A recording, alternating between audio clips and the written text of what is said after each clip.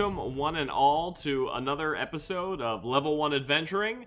Happy to see some familiar faces in the chat already. Gets us hyped before we even begin. If you are new here, then I'm happy to have you. We hope to see more of you. And if you're a familiar favorite, well then you already know there's love, baby. I'm your host and Dungeon Master, Wolfe Scott, and you are watching Level 1 Adventuring. What are we? What is this?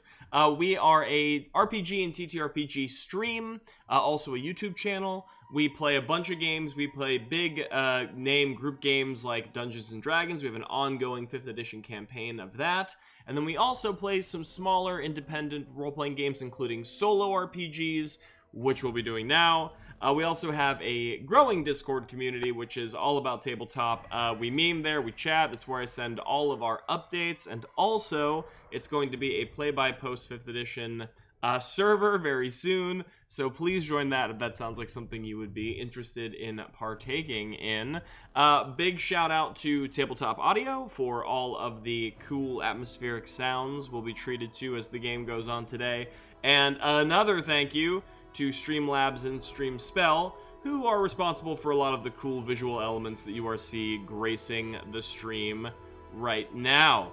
Nar, ayo, what's good? Good to see you. Look at this. Friends in the chat. Friends in the chat. Good to see you.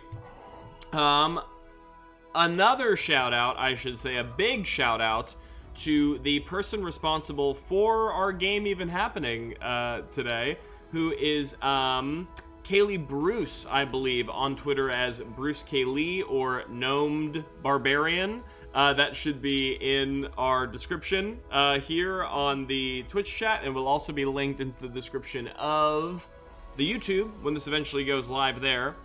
So what are we playing today? We're playing a game by the name of Monster Ascent. It's an independent solo... Well, actually, I was going to say it's a solo RPG, but I could be wrong in that. Nar says, I might have to go later depending on how long the stream lasts.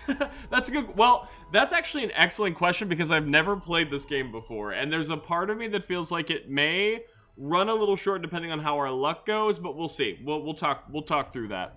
But what was I saying right before then? This is, what's the word? Advertised as both a solo and group game. You can roll it either way. There's a slight rule adjustments that are pre-written in the guide depending on how many people you have to play with and what kind of game that you're interested in playing. But it's only $1, which is kind of nutso. You should download it for $1. And that is also linked in the Twitch chat, and it's also linked on the YouTube page when this goes live. Yeah, I was basically posting about all the other TTRPG stuff that we've been doing.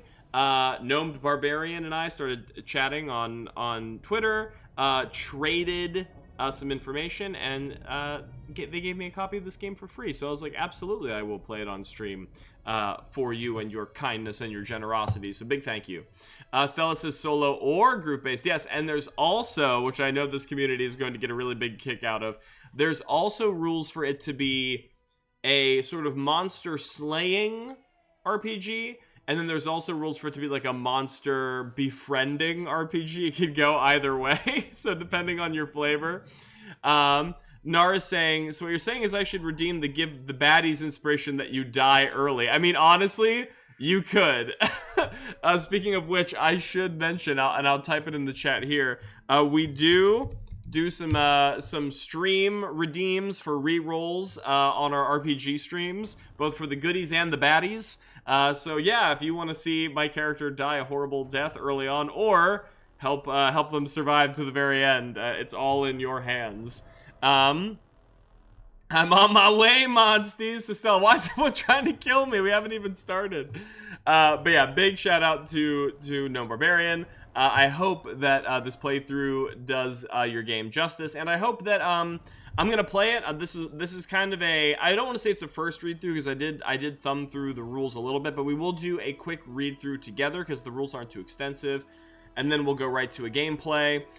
So I'm here to like kind of have this is my first time playing it. I'm gonna have a completely open experience and hopefully be able to offer things that I like, what things I think might need some tweaks. I don't know, haven't played it yet.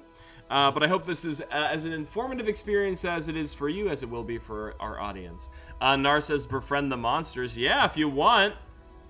I mean, it's, you know, we're going to play the Slay version because I already had some cool stuff made for it. But maybe if we die early, we can try the befriend version and see how it goes. But what I will do now is I will switch it into our... And that should take us to our, rule book. Wonderful.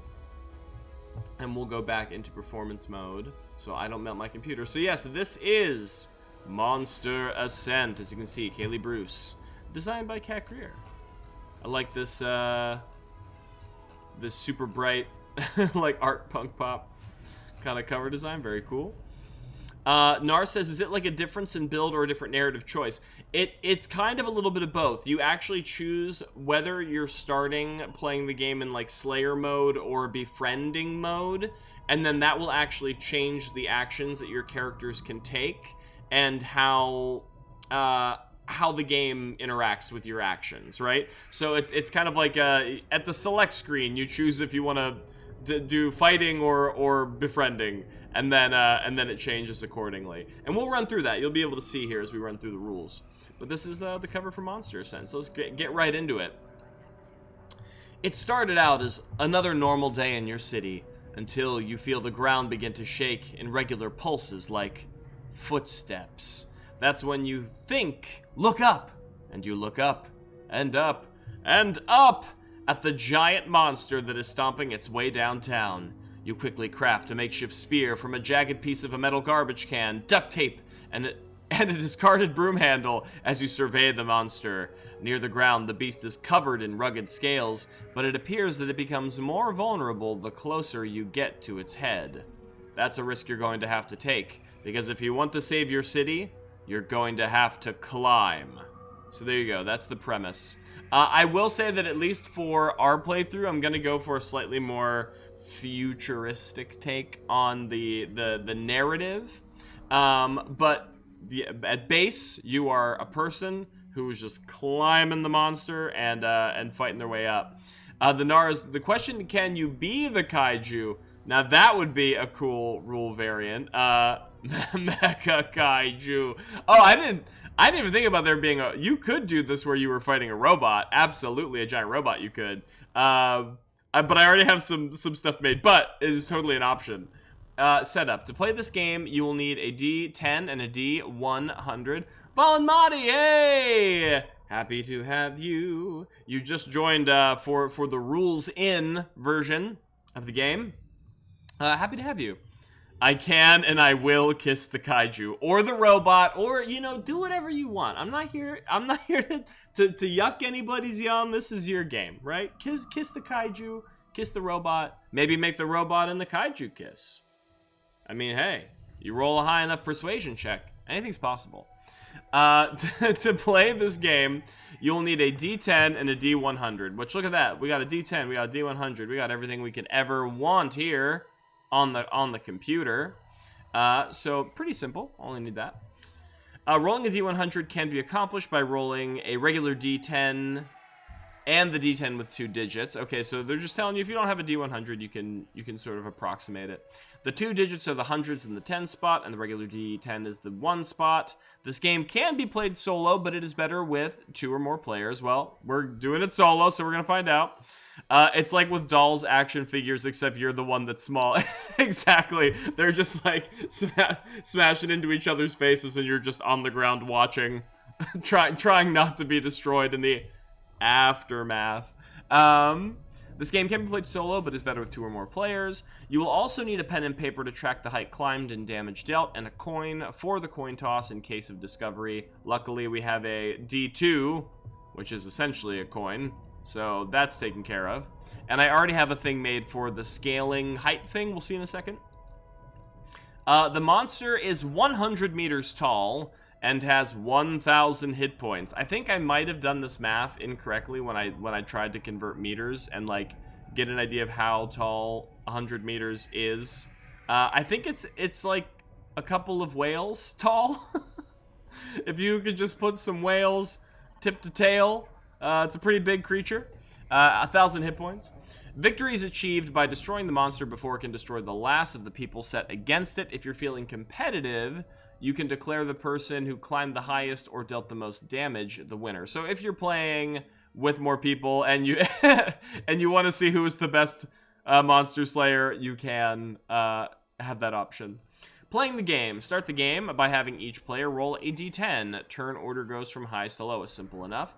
On your turn, you can do the following actions. So this is assuming that you are playing the fight mode, I believe. Let me just roll down. Yeah. This is assuming that you're playing fight mode. So these are the actions you have available to you if you are battling the kaiju, right? You can climb. You can ascend 1 meter per climb action. However, every meter you climb increases your chance of being noticed by the monster by 1%. So this is sort of, in my initial flip through of the read, hey, undercover! Good to see you again. You have returned. Well, you have returned just in time to learn about monster slaying. Happy to have you back with us. So in a lot of ways, from what I've read about the rules so far, damn, I'm 17 minutes late. Nah, you're fine. We're chatting. We're talking about the rules so far. Nar says fight mode plus befriend mode equals tame and dominate mode. Oh, that would be fun. Like giant Pokemon. You befriend one kaiju to make the other kaiju fight more evil kaiju. Look at that. Okay. Hey, gnome barbarian. Write these down. Yes, undercover, feed beans. Beans need to be strong. Oh yeah, you said you've been playing some Shadow of War lately. Yeah, you're raising up all of your minions. You do love the minion games, so that makes sense for you playing some Shadow of War. So yeah, in a lot of ways, this game operates as a press your luck game, right? You deal more damage the higher you climb, which we'll talk about in a second, but being higher on the monster makes you more susceptible to being found. So it's like a bit of a risk-reward situation. Nice, feed the beans. Feed the beans. Beans lost his crown last session, so he needs to be fed a bunch to get real strong so he can fight and get his crown back.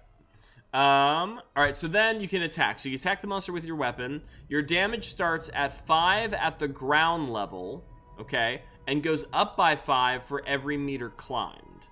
So you calculate your damage by how high you are, and then times that by 5, and that is how you do damage. So the higher you climb, the more damage you do, which you just talked about, but you're at higher risk. Give the boy a cookie, says Undercover. Beans doesn't discriminate. Got a very eclectic palate. We'll eat cookies, we'll eat tacos, we'll eat anything, really. Apples. It is funny how people don't give him apples, though. They love to give him cookies and tacos. It's my fault, I'm sorry. Nar, listen, it was bound to happen. You can't win them all. Beans is strong, but Beans is not invincible, you know? And that's a life lesson we should all take to heart. You can also boost. Boost moves another player up 2 meters. So this is if you're playing in group play.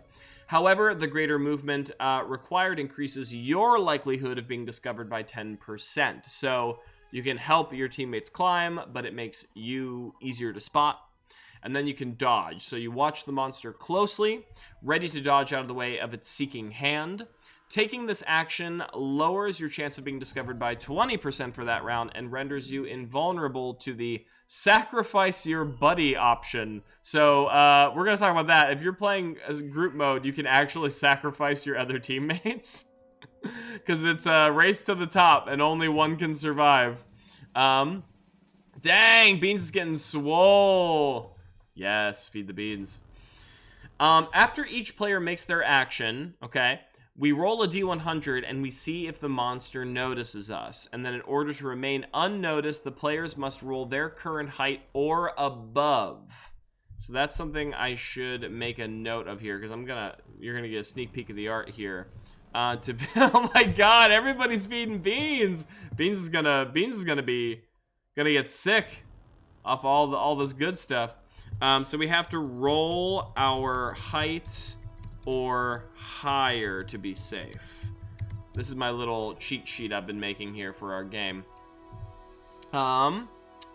Beans is hungry boy. Beans is the hungriest boy. So where were we? And then, oh, and also our ability to be noticed is dependent on our height, plus certain actions will alter that, right? As we notice, boosting makes us more susceptible to being seen. There are other ones that can dodge, makes you less likely to be seen. So that's another part of the press your luck mechanics. But even if you get noticed by the giant, not all hope is lost, as you will have time to try one last defense before it swats you like a bug. You can do one of the following defensive options. So we can dodge left. That's when we flip a coin, or a 1d10, 1d2. If we guess right, we're safe. If we guess wrong, we're dead. Same thing for dodge right.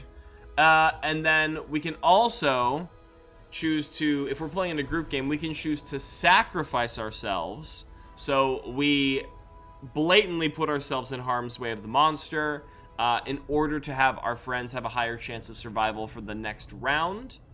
Which won't be applicable here, but if you're playing group, could be an interesting strategy. And then you can also betray your buddy. So if you aren't selfless or lucky, you have one final option. If there's another character within a meter of you above or below, you can kick or poke them so they cry out and draw the monster's attention in your place. You will be safe, and the other player will be able to take their own defensive action. So that's if you really want to make sure you're the last one standing at the end of the game. Nar says, so if you don't successfully avoid an attack, you're instantly dead. As far as I understand it, yes. So this is one thing, like I said, I've only done an initial flip through of the rules, so we're going to figure out some things as we go. It feels very much like a press your luck game, so the stakes are pretty high. Ooh, that's harsh, yes. I'm wondering if as we're playing, there may be ways to... There is one way of the game that has a built-in kind of defense option against it for solo play, although it's a little vague. We'll talk about it.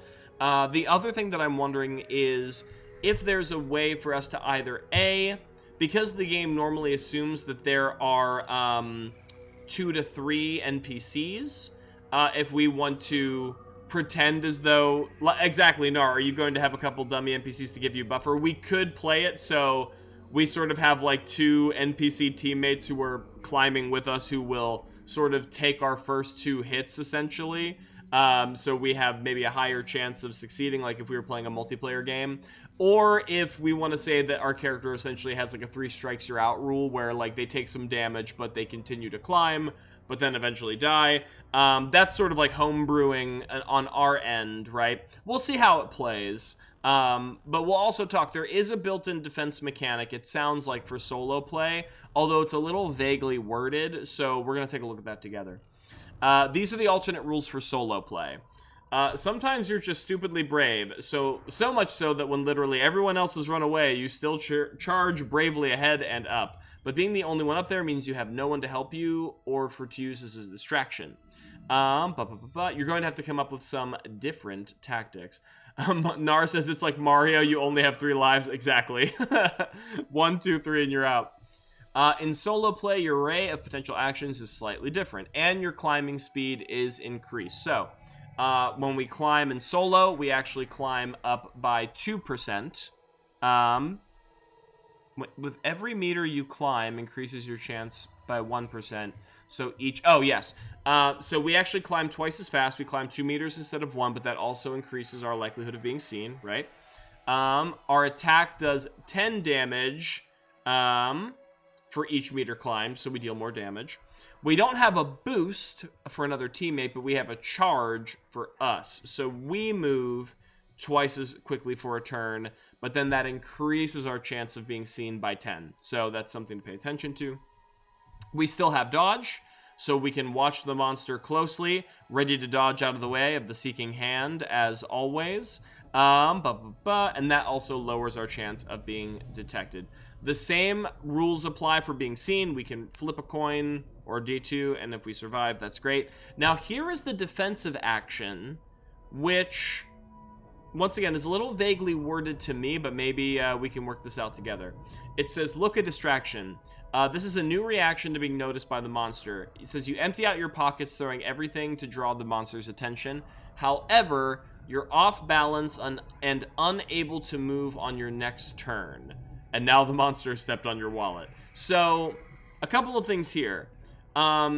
it doesn't explicitly state that the ability can be used only one time or multiple times. By the wording, it says we throw everything on our person to distract the monster, which narratively to me, sort of implies that we've used all of our resources to distract the monster, so it cannot be used again. That being said, it does not explicitly state that it cannot be. It also states that you're off balance and unable to move your next turn. So is that sort of, if it is reusable, is that the penalty, right, for not being able to, like, you cannot climb again because you tried to survive your last turn? It's a little vague.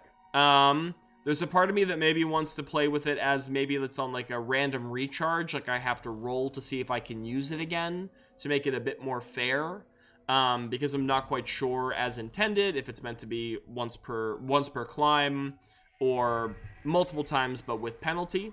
So there's that, but it does have an inherent defense option, so there's that. So here's the alternate rules for making friends, right? So it says, maybe you aren't the violet type. Maybe you realize that this monster is an endangered species. Maybe you just like doing things the difficult way. Whatever the case, you've decided that instead of fighting the monster, you are going to befriend it long enough for it to go back into the ocean or at least away from your city. In this game, you will not be attacking the monster with the intent to kill it. Instead, you'll be trying to reduce its hostility level to 0, at which point it will go back into the ocean or over the mountains, not to emerge again, hopefully for many years. But please note that while you will not be attacking the monster, it absolutely has no compunctions about hurting you. So, yeah. Nars says, no, take it home with you. Yeah, you bring the 100-meter tall kaiju home. Hey, Mom, can I keep him? So when you begin this endeavor, the monster is 100% hostile. You win by reducing the monster's hostility to 0. So as you can see, whereas in the original game, we have health points and we're attacking health points, now we have hostility levels in percentile. So it is sort of like a different mode of play. The settings of the game, if you will, are a little different. His name is Snuggles or Tinkerbell. Hilarious. I can't wait for you to see the kaiju. So we have action. So the same thing, we can climb.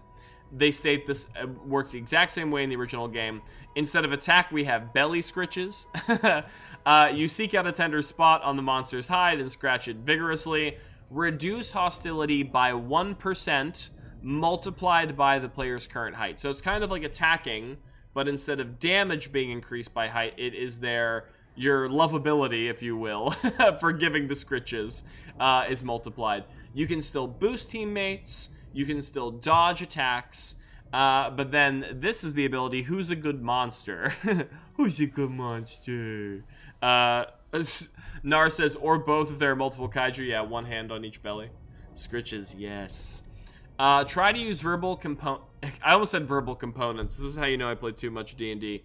Try to use verbal encouragements to lower the monster's guard. This reduces hostility by twice the amount of your current belly scritches, so multiply current height by 2 and reduce hostility by that amount. However, in order to gain the air to shout loud enough for it to hear you, you must remain still for 2 turns and cannot take the dodge action.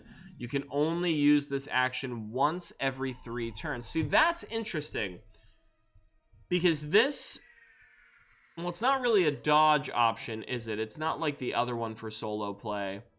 But it is an ability that explicitly states its use of, its rate of use, right? Once every 3 turns. Undercover says, yeah, I gotta hit him with the, who's a good boy? Nar says, who's a catastrophic destroyer of worlds? You are. You are. Who devours entire settlements in one bite? That's you. My cat, I bet you, is literally going to run over here because she's going to hear me baby talking. She's going to be like, Dad? Is that for me? No, Piper, not for you today. It's for the giant 100-meter tall monster. And then for defensive actions, there is a new defensive action for Make Friends, which is Throw a Treat. You distract the monster by throwing a large pack of dog treats. in which the monster swallows whole. It is satisfied with this offering and then loses 5 hostility. However, the throw has you off balance and you lose your next 2 turns, and if you are discovered again, you cannot take the defensive action. So that's kind of like a big Hail Mary if you get spotted for defense on friend mode. Undercover says, wait, there's a Gato? Absolutely. She is... Where is she right now? She in her perch? No, she's not in her perch. Oh, wait. She could be in camera right now. Let me... If I move my camera a little bit, or my shoulder, I should say. There's baby. She's on the couch. She hanging out. She's doing that thing where she sleeps sitting up. Her name's Piper. And she is a perfect little girl. So we're gonna put that on. What if the kaiju was a big cat? I mean, that is almost... That still frightens me when you consider... I've seen a cat play with its food. Imagine doing that with a group of poor innocent souls. This is obviously written by a pet lover. Yes, I agree. Also, making friends has rules for... I think this is supposed to be making friends... Oh yeah, solo play. This was group play. Making friends also has solo play. So it still has climb, belly scritches, dodge. It still has who's a good monster. However, okay, I think that still operates the same. I think make a friend mode has pretty similar rules. And then it says, remember, giant city destroying monsters or wild creatures. While you can befriend it long enough for it to turn from your city, it has not been domesticated, as that would be incredibly harmful in the long run. So make sure to send it back into the ocean and treasure the memories you have made and the fact that you are still alive. So, I mean, I'll leave that to you. if you play, Nar says, boo, everybody wants the giant kaiju pet. So, I mean, hey, but if you're playing on your own, why not? You can have a monster friend. That's for you to decide. Nar says it'd be like the Last Guardian. Oh my god, yeah. With just batting around. Undercover says small house cats already knocked shit over, so one that's kaiju sized, run. Exactly. They're just like cars and buses and tanks that it's like pawing. Alright, so that's essentially the rules. That is essentially what we got going on. So I'm gonna put our gaze on rules for solo play standard, because that is what we're gonna be doing for our first run here. And also, as we're taking a look at this rulebook again, once again, thank you to Kaylee Bruce, Gnome Barbarian, for sending this to me. I appreciate it, and I hope that this gets you some more eyes on your project, which is really fun. Undercover. I mean, hey. Wait, what am I juggling here? Oh, okay, here we go. Oh, he said the gaze. Yeah, set your gaze. Your eyes. So, oh, okay, so this is our cheat sheet. This is gonna be, how we know where we're at on the monster, how high we are, where we're beginning, where we're ending, our courage damage thresholds, all that fun stuff. And we have to roll our height or higher. I also have some visuals for us. So this is going to be our monster slayer, right? Her name is Gina Cora, codename Terminal Waltz. So in my mind, right, in my mind's eye, instead of doing like a modern world where we're climbing the monster with like a makeshift spear, I like to imagine that we're in a slightly near future setting, right? Where the unfortunate emergence of kaiju-esque monsters from the deep trenches of the ocean is a more common occurrence. Nar says, Attack on Titan. Yeah, I really want to have more of like a Attack on Titan or Shadow of the Colossus feel, right? Where the people, like just the common folk, are equipped to fight the monsters. Fleetwood, welcome. You're getting into the meat and potatoes of the story. Happy to have you. So yeah, in my mind, we're operating in a slightly like near future world where you know, the unfortunate emergence of kaijus is a somewhat common occurrence. And, you know, humanity has already tried building, like, mechanized robotic warriors and, like, you know, vehicles and stuff, but the unfortunate side effect of that ends up being just, like, too much destruction, right? Too much. The kaijus are too frequent and too powerful to continue building these things, and the amount of, collateral damage is so high that it is not, like, a feasible long-running strategy. So instead, we have trained these, is there a massive kaiju wall? There could be a massive kaiju wall, if you would like there to be. This is our world. This is our monster slaying world, so we could say it. Undercover says, I like potatoes. Me too. I actually had a debate the other day. Somebody was saying, if you could only have one type of potato for the entire rest of your life, if you could only have regular or sweet potato, what would it be? Now, my answer was sweet potato because, you know, they're like a superfood. They're, like, healthier. They are, in my opinion, they taste better on average. But I was getting a lot of flack because they're like, yeah, but you can do so much with regular potatoes. And I'm like, I agree, but you can do a lot of those same things with a sweet potato. And I like sweet potatoes more. So, like, I don't know. I don't need to be able to eat every type of variant of regular potato if I like the things that I can do with the sweet potato. Undercover says blasphemy. Okay, so you are in the camp of regular potato then. We are arch nemesis, it appears. Nar says, or what if instead, maybe humans live underground or maybe in the sky or something like that? Ooh, interesting. Well, I was kind of playing with the idea that I kind of wanted them to have. So we have these, like, teams of humans, right, that are designed to, like, be our forward guard against the kaiju when they're in or approaching the city. And so they have these, I imagine their equipment, right, is, like, made of, like, 3 parts. Number 1, if anyone's played Portal, do you remember those weird, like, stilts that were attached to the protagonist's calves that made them look like they were walking all weird, and they were able to survive, like, crazy high falls and everything? They were like stabilizers. Like, I imagine those are, like, built into long fall boots. Yeah, exactly. Like, they're built into the armor on, like, our legs and our calves. So number 1, it kind of works like boots of springing and striding from D&D. Like, we're able to have these really long loping springing gaits and, like, jump really high. And if we get knocked around, we're able to, like balance and knock ourselves, like, straight.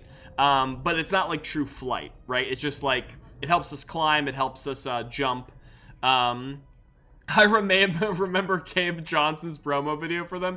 Oh, my God. Those Cave Johnson rants were so funny. Like, what was the one where he's like, I know what you're thinking. This sounds incredibly dangerous, but I'm going to answer a question for you. Who wants to make $60 cash? I understand that $60 cash is an unprecedented windfall for some of you, so don't spend it all on what do these people buy? Beer dirt? Like, he's just, like, so insane and out of touch. God, they're so funny. I think they were added because people complained about the fall damage or lack of being unrealistic. Interesting. I don't remember taking fall damage in Portal 1. Maybe you did. I mean, I remember you dying from certain obstacles from high heights, like like poison floors and stuff, but I can't remember. But essentially, I imagine that our gear is comprised of a couple parts. So we have, like, the long fall boots, right? The springing and striding boots that help us get to the monster and scale it. No, you didn't take fall damage. That was the point. Yeah, that's what I remember. I remember that, or I that's what I thought I remembered. So yeah, but I don't remember what I remember. You can literally see me trying to think my brain. You know what I'm saying. Other pieces of gear that we have. I imagine that we probably have sort of like a Mandalorian-esque little, like, wrist tether, so we can, like, shoot it into the monster if we're, like, needing to zip cord up to it or, like, hang from it or something. Which will work with our springing and striding boots, so we can, like, jump off of them and, like, tether and come back in. I imagine, so I can rely on my brain for some things then. Yes, as long as our brains are firing at 50% capacity between the, what, 4 of us, we should be fine. We'll survive. So we have our boots, our tether, our wrist tether. I imagine that we maybe have a little, I don't want to say jetpack, but almost like a jump pack, sort of like a short-term thruster, which will help us for our charge ability, where we can climb twice as high, right? So it sort of explains our short bursts of increased height. So we can like jump, and then our jump pack fires. That gives us another like, kind of like the, oh, what were those? Were they the Dark Troopers in Battlefront 1? I've never played Battlefront 2, so I don't know if they described again, if they were brought back into other installments. But yeah, I kind of like to imagine that we have like sort of a little jump pack. And then finally, I wanted to insert some Warhammer and Gears of War into us. So I imagine that our weapon is primarily like a chain sword, right? It's a big, badass sword that is also a chainsaw. And we have to, I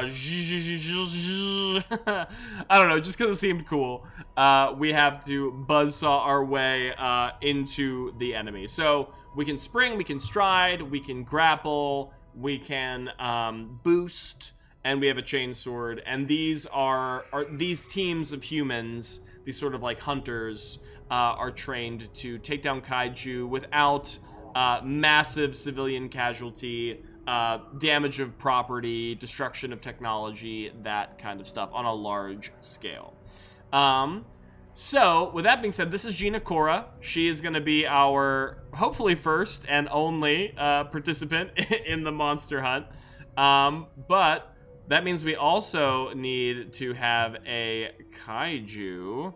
I'm gonna copy and paste this blurb right here. So I found some art online that I really liked. I wanna link the artists here in our chat so they get proper due.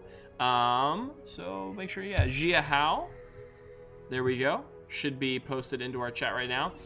So codename Terminal Waltz is our hunter, but our kaiju. Here we go. This is art by Jia Hao. Our kaiju is codenamed Helm Splitter. So I really dig the look of this thing. It has sort of like these claws like praying mantis-like claws that it balances on. I like that it sort of has these electrical cracks. Oh, we had for some reason Undercover got yelled at by the mod. I don't know why. I'm sorry, Undercover. But we love you. Don't get yelled at by the mod. Has these like electrical cracks across the skin, maybe implying that it has some sort of electrical power. Maybe it can generate electricity across its flesh or something. Undercover says, "I am foul language." You cannot stop the foul language. I am foul language. And it has a tail, so that's always fun. It can swat us like we're a fly on its body, like it's a cow. So yeah, I dig this overall look. I think it fits the vibe when you place them side by side, Gina Cora and Helm Splitter. But what is very important is that I also made this tool. And Gnome Barbarian, if you want to steal this idea, please be my guest, because I'm actually pretty proud with how it came out, considering that I made it in pages. We have our height tracker. We'll know exactly how high Gina goes, and we can keep up with her progress as she scales the beast. And hopefully it means that we'll get to the top, or at least near the top, enough to slay Helm Splitter before the final moments.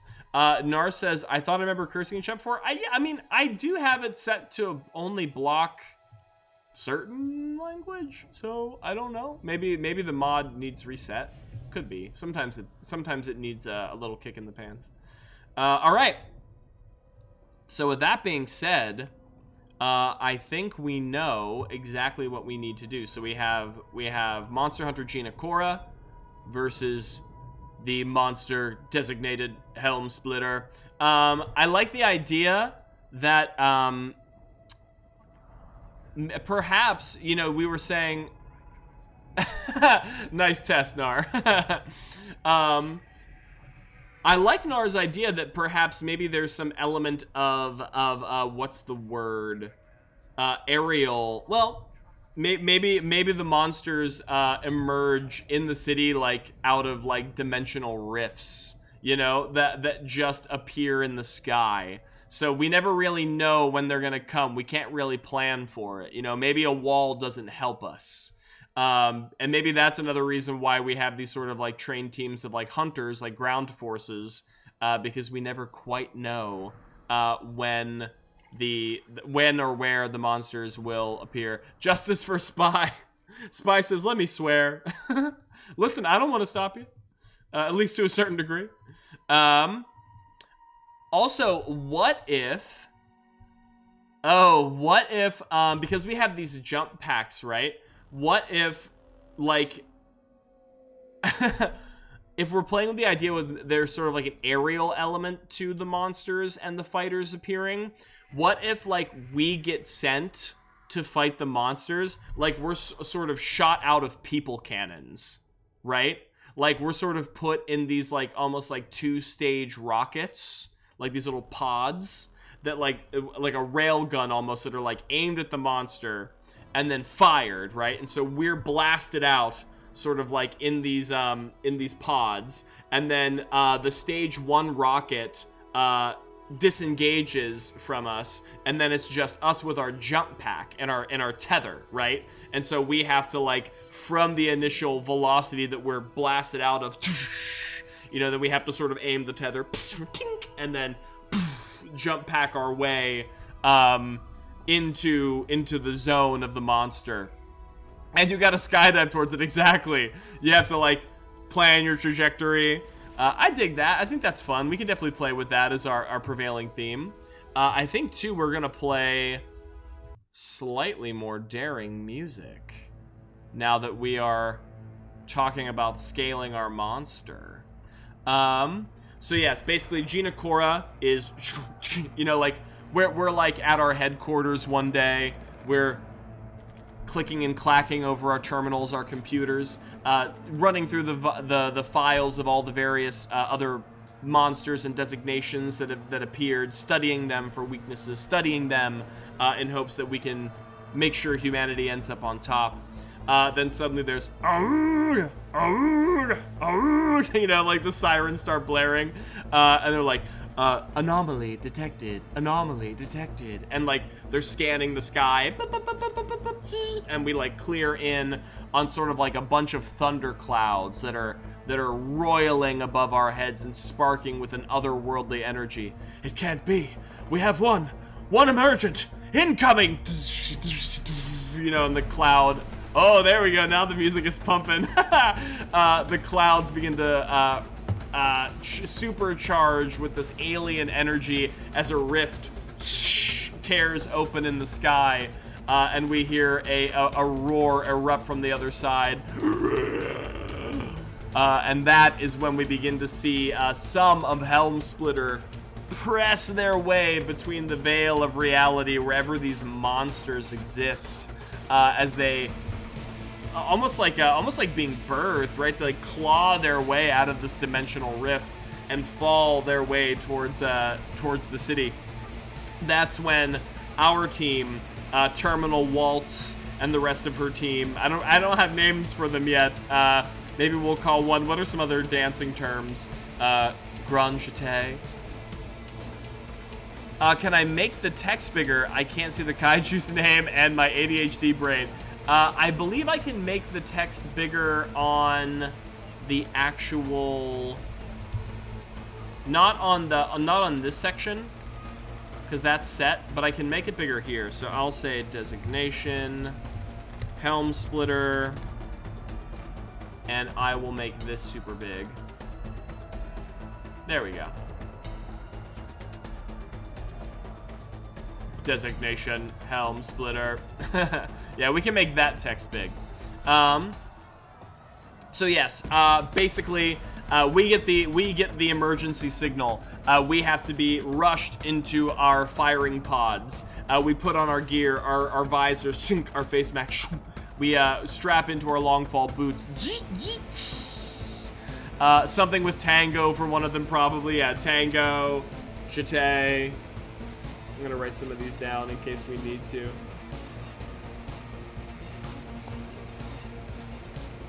Endless habitus. Ooh, that's a good one. I did name Gina Terminal Waltz because you know, Endless Waltz from Gundam. I do love that name, but I was like, but she doesn't make things endless. She kills things. You know, she is the final waltz. She is the terminal waltz, which is why I named her that. So endless, we'll keep endless in there to have some things going on. So we have terminal waltz, tango, grand chute, endless habitus. You know, we're almost being loaded. I imagine it's almost like chambers of a giant revolver. You know, there's like all of us getting loaded into like different pods, and it's like. You know, like the chambers spinning and like firing us into the air as we Gundam weeb. Yeah, obviously. Come on now. I mean, I was a high schooler with access to Adult Swim once. One of them could straight up be Tap Dancer. I mean, you're not wrong. As our pods are blasted into the air, and we're all sort of coordinating our efforts onto the massive form of Helm Splitter, which is unfurling as it's falling in the air. It crash lands in the center of town to a cacophony of screams and horrified. Oh, let me grab my other computer because I do have some cheat sheets there that should help as well. Maybe it's the rookie. Yeah, Tap Dancer never makes it to ground on Helm Splitter. As the monster makes oh, I think I generated touches ground, yes, at the Mega Tower Arcadia. So you can see the creature lands and it rears up, and its massive blade-like fingers unfurl, and it releases a massive cry into the air. And there's causing lightning to build around its body and in the sky. A towering, sleek skyscraper with a holographic exterior that constantly shifts and changes patterns, reflecting the city's vibrant energy, and I imagine probably propaganda, and also now at this point, Auga, Auga, alert, alert, anomaly detected, find cover. You know, like sort of like announcing as the creature rears back its massive claws and swings them, and like just slices the top off of the tower with effortless ease, just like its strength is so great. Lightning cascading off of its body. Helm Splitters attacking Mega Tower Arcadia. Prepare to make landing in 3, 2, 1. You know, our back end of our pod breaks off as we all are now in free fall. Our hair is whipping around, the visor is like, and the rain is hitting against the front of our faceplate as we all take aim with our wrist tethers. Ting, ting, ting, ting. It crabs into the monster as we all pull ourselves forward as we rip free our chain swords. And we are nearing our prey. So, let's go here. This is Gina. Gina has to start at the monster on 0. So unfortunately, it appears our shot was not as deft as we would have liked it to have been. As it was falling, we probably caught its ankle. But as the creature's like sort of climbing the tower, right? Screeching and slashing into more of it. And you can see maybe there are some like fighter drones that are above its head, like firing some useless bullets into its hide. You can see like static electricity begins to build at that massive horn, right? And like crackles in between the two side pieces right here, creating sort of like a triangulation of electrical energy as it looks over towards one of the drones. and releases like a lightning bolt from its head that crashes into the one of the drones with explosive force. As we just manage to catch Purchase on its leg, and then hit our jump pack as we pull the tether in, and manage to have our long fall boots activate self-right on the side of the creature, helping us like sort of gravitationally mount the vertical surface that is Helm Splitter. So we are at least beginning the climb, and now we have to choose what action we're going to take next. I don't think we want to attack yet. If we just attack now, the damage is going to be so low that I don't think it is worth it. I think right now we're so low that it might be worth trying to charge our way up, just trying to get some more height on this thing, because then we'll deal more damage. And we're low enough now that our threat chance of being discovered is pretty low. So I'm saying we charge. I think that's gonna be my first guess. So when we charge, we throw ourselves recklessly up the side of the monster, not caring how loud we are as we leap from perch to perch. Our movement speed is doubled, but you have a 10% chance greater of being discovered. So if we normally move 2 meters, we are gonna blast 4 meters, right? So you can see Terminal Waltz, Gina, chink, is now on the side of the monster. Her other allies, tink, tink, tink, get into the monster. We'll probably say Rookie Tap Dancer, who's hasn't been very lucky in the past couple missions, as Nar says. Maybe goes wide. The tether only hits the side of the tower, tink, which like pulls him onto the side of the base itself, which almost gets blasted apart by the claws and the lightning strikes of Helm Splitter. We hear some radios. Tap Dancer, are you with us? Like you can just basically hear I'm okay over the static. Wow. Undercover, you keep getting yelled at. There must be a very specific phrase you're using that the mod doesn't like. As now Tap Dancer's at the very end of the row, but is still able to survive for now. Maybe we play the variant where we sacrifice our friends. We'll see. Let's see. But we do know that we're going to boost first. So knowing now that Tap Dancer is safe, Gina, with her one gauntlet still locked into the creature's hide, is going to look up, see a spot. Bot is out to get me, says CIA. Construct don't like spy. It's funny. Connie's a little temperamental with some members. Is also temperamental with Ailing for some reason. But hey, you'll make friends. You'll make friends one day. Tries to see a spot on the further up on the creature's leg that looks like it's going to remain slightly stable as it desperately claws its way up the mega tower. We say, I see an opening. I'm going in. And we jump off the side of the creature. We release our grapple. We take another look. We aim our little visor, giving us like a little targeting reticule. Bam, bam, bam. We fire the tether. It lurches forward as the oh yeah, Construct got you one time. You said GTFO. I got you right now too, but I'll allow it. Hilarious. As the spike drives its way into the side of the creature's leg, and our jump pack flares to life with blue flames,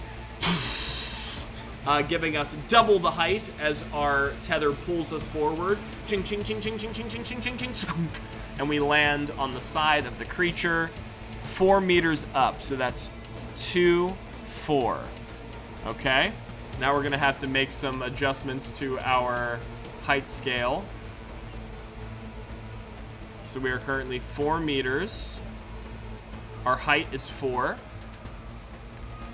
And because we boosted, that means, or I should say we charged, we have a 10% chance higher of being discovered. So we have 4 for our height on the beast, and we have 10 spoken like a I'll allow it. Spoken like a true DM. Listen, you can take the DM out of the D&D campaign, but you can't take the D&D campaign out of the DM? I don't know. Roll R height or higher. So, right now, we're 4 meters up on the beast. Oh, look at this music. Hell yeah. 4 meters up on the beast. We have a current modifier of 14. We have to roll above a 14 to not be spotted. All right, here we go. Dice. We rolled the D100. 67. Okay, we're safe for now. We climb our way up. As we do so, the monster builds up another charge of electric energy as it shoots a few of the other drones. The drones explode, right? And they careen downward, sort of like falling towards the tower. One hits it sort of right in its hinge point, right where the monster is bearing all of its weight. As you begin to see the tower split in half, and one end bearing the weight of Helm Splitter begins to fall. Seeing this, the monster releases a cry and like pounces off of the tower, going free into the air for a moment. All of us are like desperately holding on. Some of us like still hanging by our tethers. Gina is, I think, well and good mounted in. As you can see, Tap Dancer leaps off of the tower and tink, fires the tether of his own to try and leap onto the monster before he's left behind with the tower and then pulled forward. You can take the wolf out of the DM, but you can't take the DM out of the wolf. This is very true. It is my blessing and my curse. So now we are all riding Helm Splitter as it careens downward. And let's see, where is it gonna land? We can see the outline of a massive corporate headquarters, sort of what's the word? A charmless silvered building, a headquarters featuring a stunning glass facade with advanced security systems and drone, drone helipads on top. This is maybe where some of the defense mechanisms, some of the drones are rising from. As it falls in that direction, it spreads its fingers wide and slams down into the building, trying to catch itself before it takes the full brunt of the damage, but in the process just slices and dices its way through the glass. They're shattering everywhere. It explodes outward into a sea of shards that like cuts through our armor and like slices through our jackets. We probably have some slices on the exposed parts of our faces. What kind of dice is this using again, Nar asks. Mostly D100s and coins technically, so D2s. But yeah, mostly we want to worry about D100s. As the creature now, as shock waves send out through the streets, upturning some futuristic cars and throwing them into the air, smashing against other buildings, as it's like now trying to climb and like pry and claw its way through the headquarters that it's now stuck in, as we are still on the creature and attempting to climb. All right, so we're still back at... So now our height is 4. Do we boost again? I don't think there's anything stopping us from charging again. Let me read. Movement is doubled. You have a 10% chance increase of being discovered. We're still pretty low on the monster. Dodge. You watch the monster closely. I don't think we're high enough that we want to dodge quite yet. Oh, but now our chance of being... Oh, no, I already factored that in. Boy. Maybe we boost again. Maybe we charge again. To my mind, there's really no reason not to quite yet. Yeah, let's do it. Why not? All right, so Gina is hanging on to like the underside of it, the undercarriage of its like reverse jointed leg. You're giving the baddies inspiration? Oh no! Oh, I have to write that down now. Okay. All right. So the next roll the monster's gonna get is gonna be at in its favor, we'll say, whatever it is. You're trying to kill this team off pretty quickly. Okay. We're gonna boost. Why not? If Nar is gonna give Helm Splitter a advantage to attack us, we might as well roll our dice, right? If it fails, that is. That's very true. All right, so we were up 2, 4, 6, 8. All right, so if you fail anyway, you can bank it. All right, so Gina once again is looking at the undercarriage as the creature is like clawing its way up and out of the drone headquarters, like peeling the steel back as more of the glass of that massive facade shatters, and she like holds her chain sword up and like revs it in front of her face, like catching some of the plates of glass and like sending them in different directions. She will now spot another zone on the creature. It looks like if we're, getting close. Oh, well, I guess if we're going directly with this picture, we're still kind of on the edge of its foot, but we can play with some of the accuracy, right, for dramatic sake. Sees another spot opening up on its leg. We can hear, some of the teammates on the radio chattering. Is everyone all right? I've taken damage in the leg. I'm bleeding on the... Oh, we have a point of inspiration for Gina as well. All right. For both. Gina and the baddie. I'll take them both. I'm going to save Gina's rerolls for defense rolls. Absolutely, I think, is probably going to be the best way to do that. And so, Gina, seeing an opening, is like, it's moving too quick. If we don't hurry. And they're like, Gina, you're moving too fast, too soon. It's going to spot you. It's a chance I have to take. As she takes her tether, takes a little further lock up. The tether fires. We jump off. Boom. The jump pack kicks on. As we charge up even further. Boom, boom. Another 4 meters. Okay. So that means we are now at 8 meters. Which means our damage is 80 right now. Okay. We're still taking the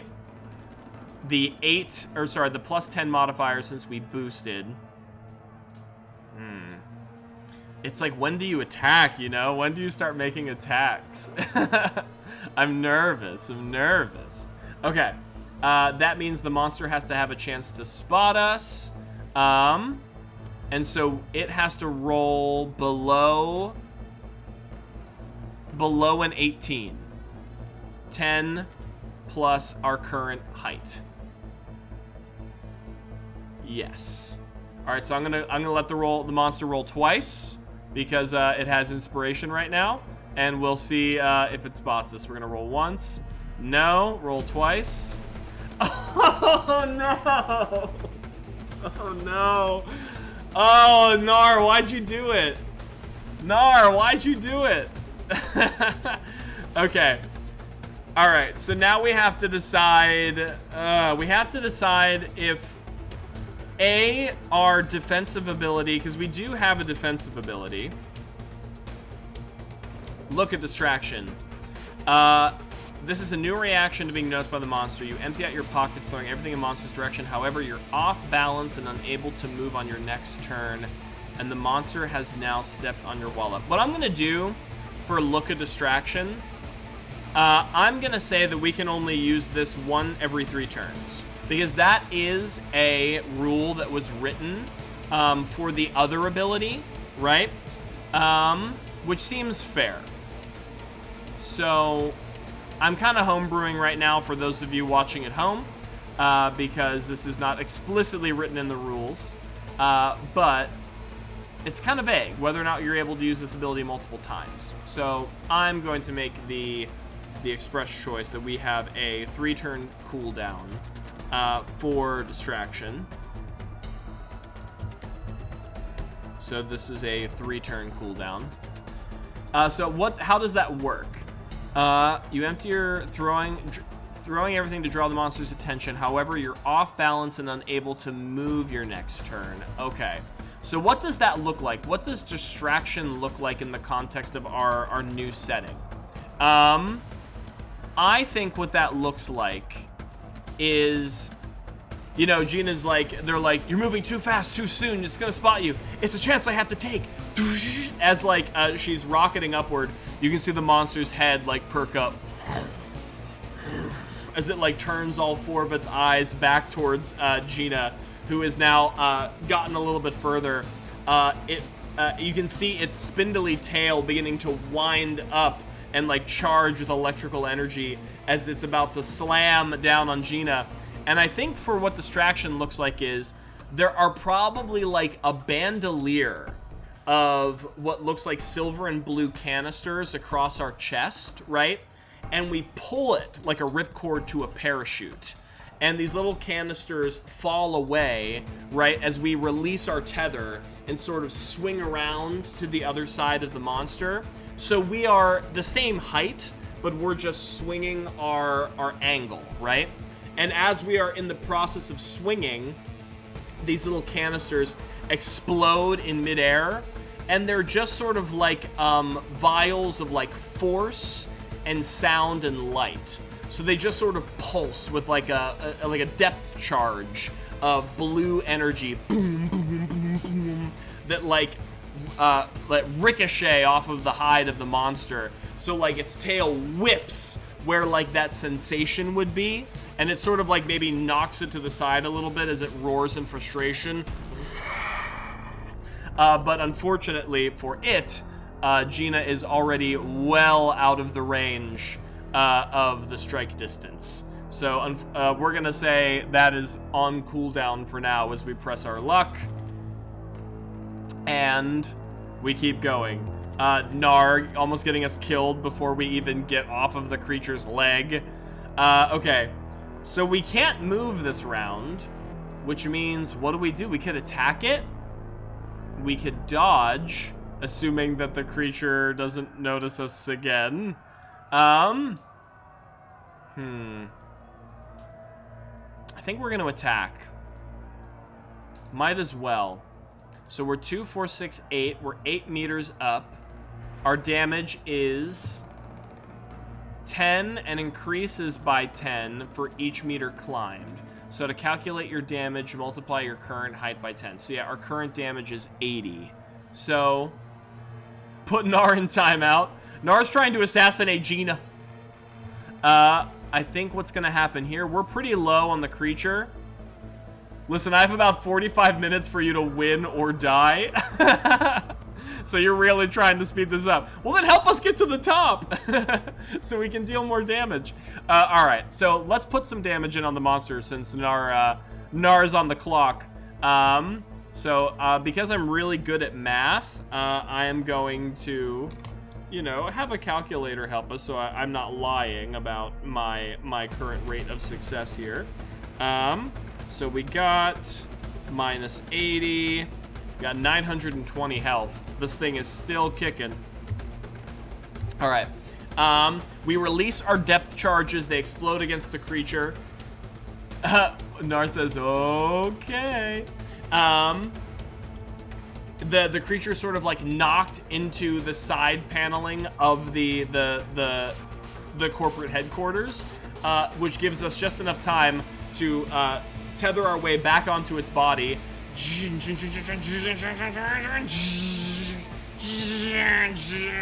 Beginning to like carve into its purple hide. There's probably like a thick viscous blue blood that just like keeps spraying against our visor and our armor, but we are making progress, if dangerously so. These are cheaper anyway, and this one's for Tap Dancer only. Okay, we got one for Tap Dancer. So, that was our turn. Now, attacking the monster doesn't necessarily increase our chance of being seen. So right now, we just have to worry about an 8, which we should be pretty good. 47, okay. So the monster at this point is too distracted by the depth charges and being knocked off of its footing to even notice that Gina and the team is beginning to chainsword their way. Look at this. Chainsword their way into its leg. So we're finally putting some points on the board here in terms of health. All right, let's go back to our height scale, and let's go back to our... So where does this go now? The creature, I think, at this point, picks itself up off of its uneven footing, right? The depth charge is being expended, which means now this is turn 2, so we have another depth charge. Well, we have 2 more turns until we can distract the monster again. As it unfurls its blade-like fingers and begins to climb its way out of the wreckage of the headquarters. You can hear people on the radio. It's on the move. It's on the move. Keep your eyes on it. As the drones are, you know, like on either side of it, once again firing like useless bullets. Pum pum pum pum pum pum pum. Where does the creature go now? Oh, interesting. I think at this point, the creature wanders its way. There is a massive gravity-defying structure known as the Vertigo Dome that appears to float in mid-air. It houses a breathtaking observation deck with high-end restaurants and panoramic views of the city. So I think like the creature like claws its way up out of the headquarters, and it sees this like floating dome in the air, and it's probably ejecting like escape pods at a massive rate, right, to make sure that like bystanders do not get caught in the wake of all this destruction. But this only increases the creature's interest in it, as like you begin to see more static electricity build around its body, as it like begins to aim its head in the direction, like put the dome, that sphere in its line of sight. And you can hear like the radio chatter again. It's building energy. Everyone, take cover, take. And you can see like the dome, like there's a spark of light as a shield, like another dome of force appears in front of it as the lightning rips out of the horn of this creature and blasts into the shield that's holding the that's projected out of the Vertigo Dome. But the sheer force of the energy and like that shield colliding sends the Vertigo Dome ricocheting like out of the air, like out of its gravitational orbit as it slams down into the ground. And you can hear people screaming as now the creature is beginning to wander its way over towards the marooned dome on the ground. Its blade-like fingers twitching with anticipation. It's going to try and cut its way into this thing. Alright, so what are we going to do now here? What is our current threat level? We're only at a threat level 8 of being discovered still. Do we boost again? I feel like Gina is so headstrong. Gina's like trying to get like to the top of this creature as quickly as possible.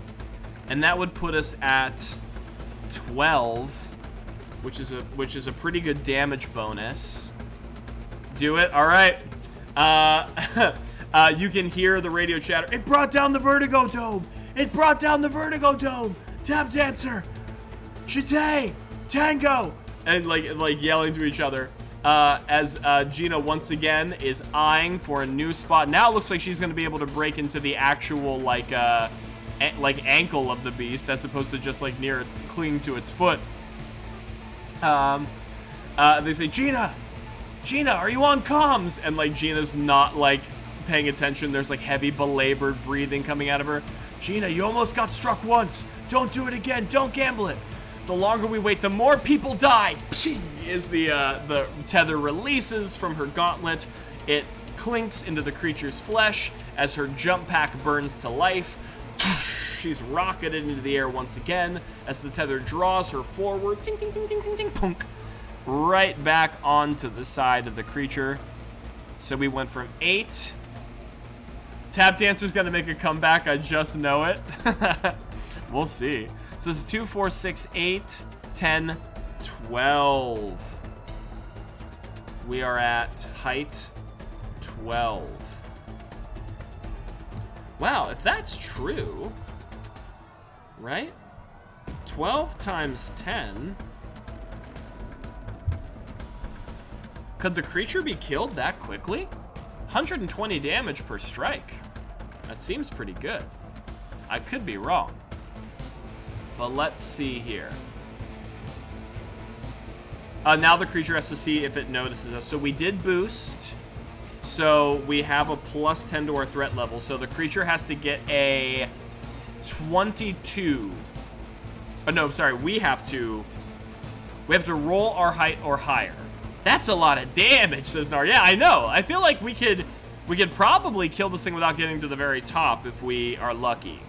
So we have to roll our height or higher. So right now we have to roll a 22 to be safe. Roll the die.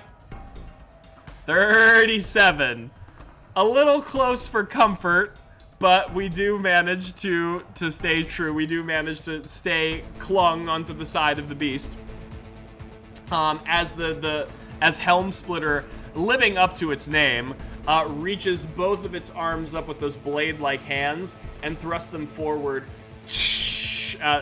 like breaking right into the top of the Vertigo Dome, like slicing right through that energy shield that was activated, as it begins to peel open the metal, and you can just hear like a cacophony of screams coming from inside as it's like tearing this open like a giant metal egg, right? And it just, with its massive head, begins to like ram it into the side of the metal and like headbutt and claw its way through. And you can hear more screams as its slobbering maw begins to bite down onto, I mean, from our angle we can't see, but we can almost assume that it's now enjoying its fair share of high-end restaurant meals from inside the bowels of the Vertigo Dome. So it's back to our turn. Oh boy, oh boy. So our threat level returns to 12. We could deal damage right now and just bring it down to 800 health. Because 12 times 10 is 120, which is a decent amount of damage, all things considered.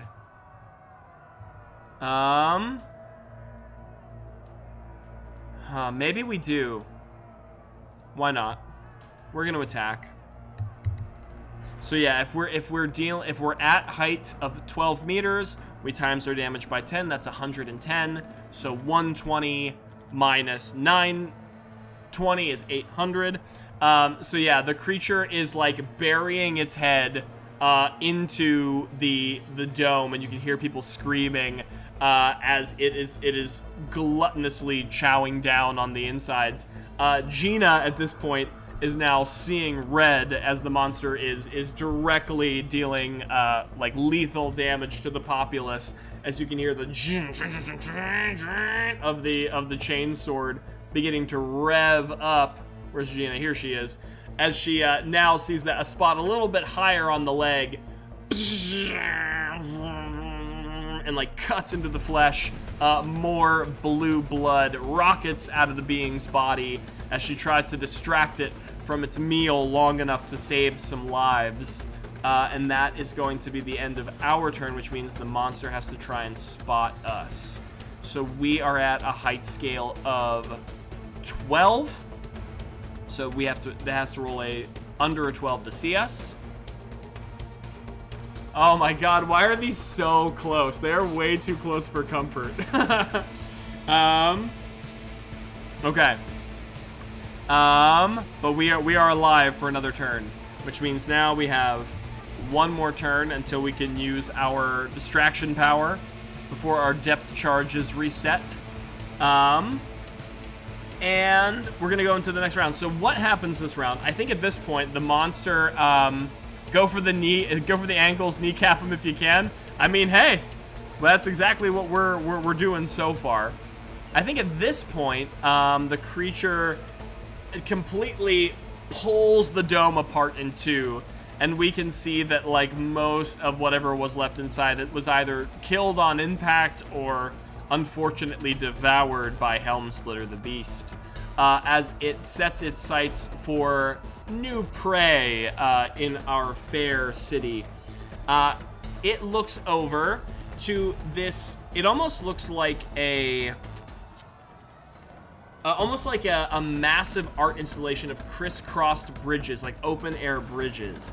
A series of interconnected bridges and biodomes are suspended by cable works, showcasing exotic plants, hanging gardens, and cascading waterfalls, creating an oasis of nature within a bustling metropolis. So it sees these seraphic gardens hanging and seeing like people trying to rappel out of the sides and taking personal shuttles like away from it, as it like all four eyes train on all the movement as it claws its way over towards the gardens and shoves its claws in between where all the different bridges and cables are, snapping some instantly as they fly in all different directions and tangling itself up in the cables, trying to bring them all closer together toward it, as it is our turn to try and retaliate against this beast. Okay. We are at 12 meters. This music is very intense. Achilles tendon. Well, I think we're getting past. No, we're still pretty we're still pretty close to its legs. Dang. Okay. We are still in Achilles tendon territory for sure. Achilles tendon territory. That is, say that 5 times fast. Achilles tendon territory. Achilles tendon territory. Let's figure out where we're going here. God, I keep wanting to boost. You know? I just keep wanting to risk it. But we still have a point of inspiration given to us by chat. So why not? So we're gonna boost. We climb 4 meters. We are now at 12, 14, 16 meters. Let's go back here. Height scale, we are at 16. 16 plus 10. At a certain point past the legs, you might be able to take the ahem secret shortcut. Yeah, the ultimate weak spot hidden on the monster. Absolutely. We could definitely find our way there. Okay. So now the monster has to roll to see us. We have to get a roll our height or higher. We need to get a 26 or higher. 46. Okay. These numbers, I mean, out of 100, why are they only like 20 points near us? It's very disconcerting. Gina manages, as the creature is tangled up in these cables and like ripping them apart and trying to slice some of the bridge works over towards its open mouth. You can see people who are like on the various garden platforms are like sliding down the bridges toward its open maw and disappearing behind its teeth, right? Gina is continuing to leap with her like anti-grav boots and her jump pack pulling her forward as her tether clink pulls her up a little bit further, but the monster is becoming too satiated with the blood of innocence to notice that we are getting up there. Did you have to use inspiration? Not yet. The only thing I've used to defend myself was our distraction move. So far I still have a chance to maybe save Gina in the future. Speaking of which, this is our last turn we have before our distraction power resets. So let's decide what we're doing here. We could deal some damage. But if I keep saying, but if I boost, I'll be at 20. And 20 times 10 is 200 per damage. That's a lot. That's a lot.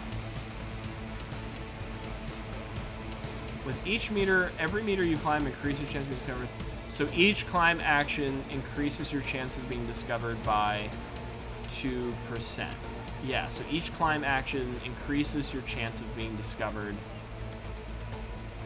Yes. I think that makes sense. I think we do it again. I think we just keep risking it. I mean, Gina, this is what she's trained for. The high-octane life of monster slaying. All right, let's get to 20. All right, so now our threat level is 20 plus 10. Palpatine voice, do it. Unlimited power. You can see. Okay, we don't have our power until the beginning of the next turn. Yeah, we're like right above its ankle now. We're right by its knee, like its first knee, because it has like reverse jointed, like double jointed legs. So we're by knee number 1 at this point, right? You can see that the monster is now building up electricity across its body, right? Which is sort of blasting off in a bunch of different directions into the cable works of the Seraphic Gardens, instantly burning and charring all of those beautiful flowers and plants and like the biodomes, and like evaporating some of the waterfalls and the bodies of waters that are there. All of our team in unison, sort of like, well, we're getting an energy pulse. 3, 2, 1. We have to like leap off of the body at the same time, so we avoid this like eel-like electricity that's charging through its body, and then instantly like tink, shoo, tether back onto its form before we get blasted. But as we tether back onto the beast, it has a chance to see us. Okay, we're safe. That was a very healthy safe zone right there. All right, distraction power. Boom. Reloaded. I'm gonna say reload out of 3.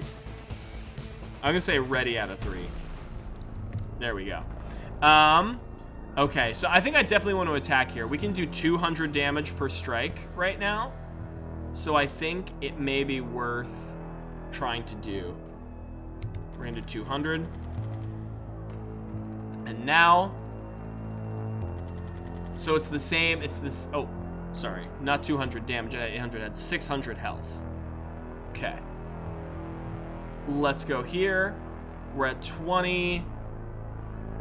600. I'm doing that right, yeah? Your damage starts at 10 and increases by 10 for each meter climbed. Yeah. Perfect. So we're 20 meters times 10. Should be 200 damage per strike. Yep, I got that right. Just triple checking my math to make sure I'm not cheating the monster here. As the creature is releasing all of this electrical energy and we're tethering back, I'm revving up the chain sword, and just sort of like blade first, Gina lands into the first knee of this creature. You can probably see it cuts into a bit of the bone, which is probably, a strange color. It's probably almost like an onyx black, so like coated in that blue gelatin and blood as we cut through the armor plates, as more of the blue blood soaks our armors and stains our chainsword as we deal some damage. This gives the creature a chance to attack us. All right. It has to get a 30. It has to get a 29 or lower to see us. Oh no. Oh no. Oh no. All right. So are we saying that we have our teammates to take possible damage for us, and Tango has a point of inspiration? Because if so, we have 3 teammates.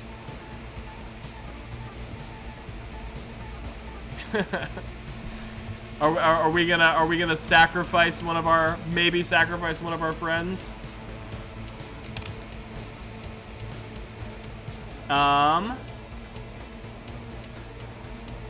Yeah, I think actually that's the system I want to work with.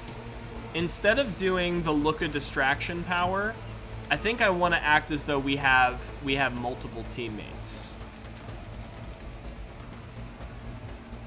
So let's see if Tango, who's been on the tail end of the creature having the hardest time, let's see if Tango can survive. Does Tango want to dodge left or dodge right?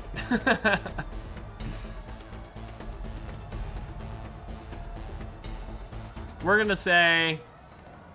I'm gonna say dodge left. I'm gonna say 1 is left. So if it lands on a 1, Tango is safe. Okay, Tango's not safe. We're gonna use the point of Tango's inspiration. If it lands on a 1, Tango is safe. Oh, goodness. All right. So let me go back here. We're gonna say allies. So we have Tango, Chate. Who do we say? Tap Dancer.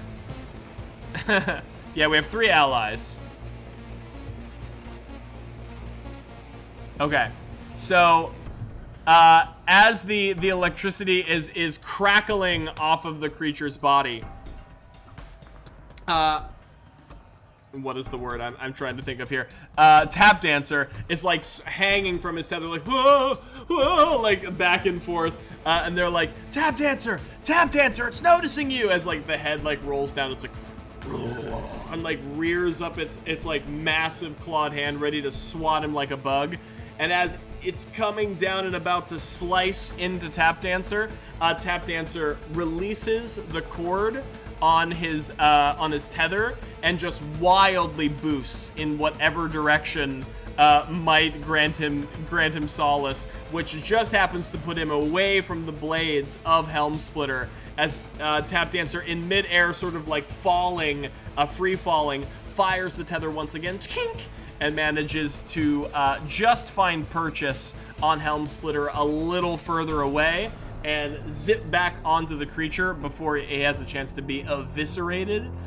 So Tap Dancer just barely survived with the help of inspiration.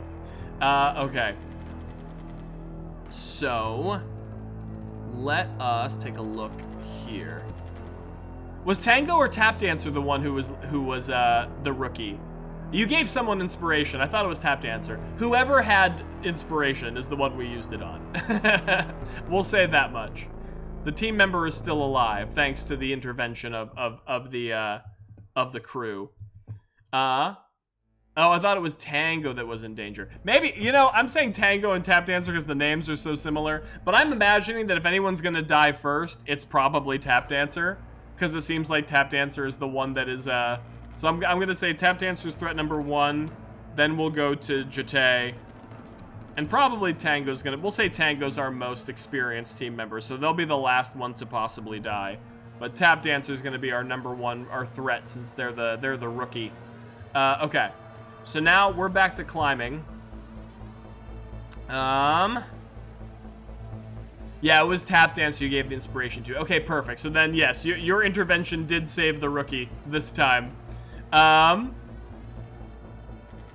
What's so funny, Undercover? Okay, so back to climbing. Where are we going here? We can reset our height. Actually, you could use a D4 to see who ends up in danger. Oh, that's true. We could do that.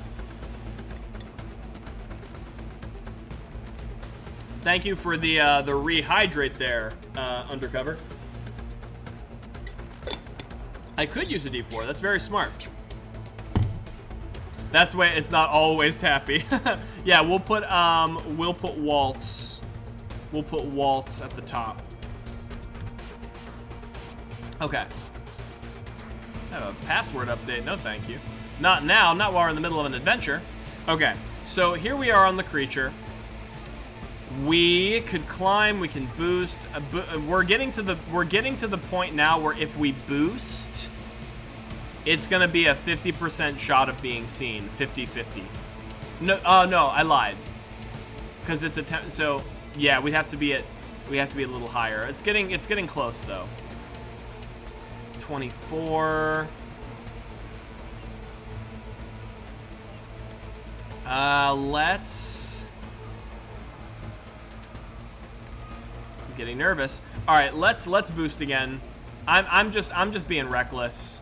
We're gonna go 22, 24. So let's mark our height.